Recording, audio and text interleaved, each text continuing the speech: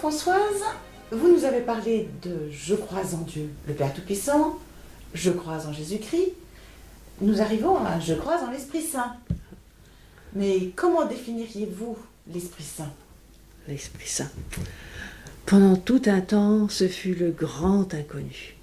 Pourtant, si j'ouvre l'Écriture, il est présent partout. Dès le début, à la création, l'Esprit planait sur les eaux, entend-on dans le livre de la Genèse. Dans le Credo, nous disons « Il a parlé par les prophètes ».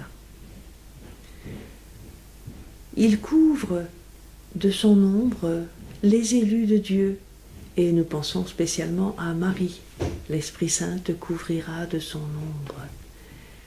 Il sera envoyé très spécialement aux apôtres, à la Pentecôte, après le retour de Jésus auprès de son Père. Et il habite le cœur des croyants. Mais alors qui est-il? Souvent désigné par des métaphores, le souffle, le vent, le feu, la colombe, la lumière. Il est néanmoins un sujet, une personne, mais un sujet sans visage. Le visage du Père, Jésus est venu nous le révéler. Le visage du Fils, manifesté dans son humanité, les apôtres l'ont vu, les disciples, la foule, mais l'Esprit n'a pas de visage. Il est celui dont on parle, celui qui anime de l'intérieur, mais celui aussi qui nous dépasse. Pierre l'avait bien compris quand il déclare « L'Esprit Saint et nous-mêmes avons décidé après l'Assemblée de Jérusalem ». Quelle audace! Vous pouvez nous en dire un peu plus? Il est vrai que c'est une audace, mais si l'Esprit est un sujet, il ne parle pas en son nom propre. Il n'a pas de message ni d'enseignement spécifique, direct. Jésus avait prévenu ses apôtres, « Il vous fera souvenir de tout ce que je vous ai dit ». Il ne parle pas en son nom propre, il fait parler. Il est, on pourrait dire, l'inspirateur. Si bien que les textes de l'Écriture lui attribuent des paroles, mais en fait, il ne parle pas de lui-même.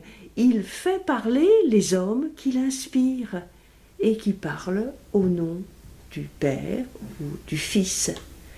La parole de l'Esprit est intérieure à celle des hommes qui parlent, eux, au nom de Dieu. Les pères de l'Église avaient cherché à décrire, à définir l'Esprit Saint. C'était très difficile. Et saint Augustin, par exemple, va nous dire « L'Esprit est l'amour personnifié du Père et du Fils ».